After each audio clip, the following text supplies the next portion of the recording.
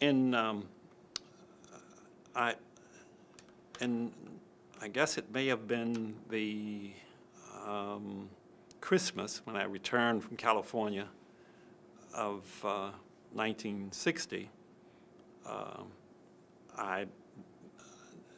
No, it was when I returned from my field work then. I became engaged to my high school sweetheart, who also then had finished Spelman, and she was teaching here. And so, and we were engaged, I guess, for over a year and a half, and so I'd then moved to California. And the custom was to, I guess, you would list your bridal gifts or something at a department store, and people would go to the store and say, you know, what, something, some kind of process. Women know more about this sort of thing than men do.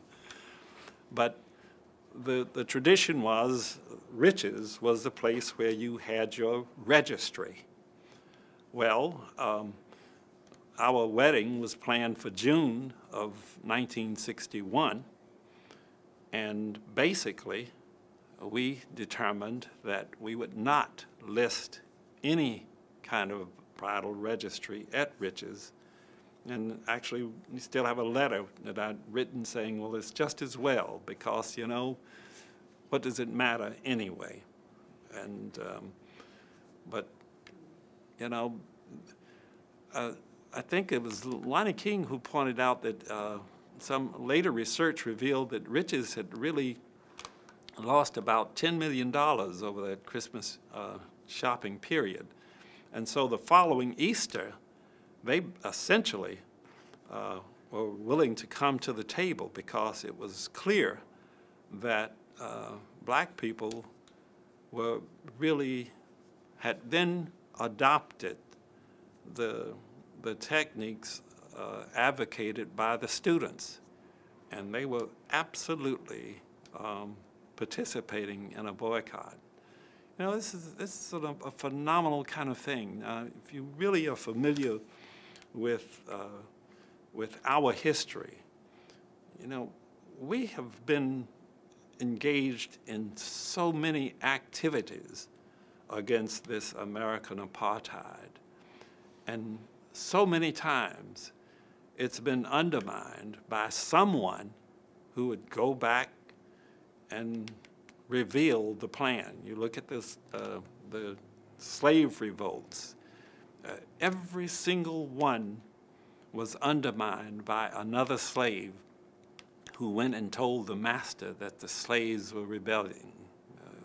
I think it was Harriet Tubman who said that I've rescued hundreds of slaves, could have rescued hundreds more, but they didn't know they were slaves. Well, this student movement, because of the techniques of actually going, following the richest trucks, embarrassing people so that they were forced to kind of fall into some kind of compliance, that was an American revolution that was absolutely begun by students.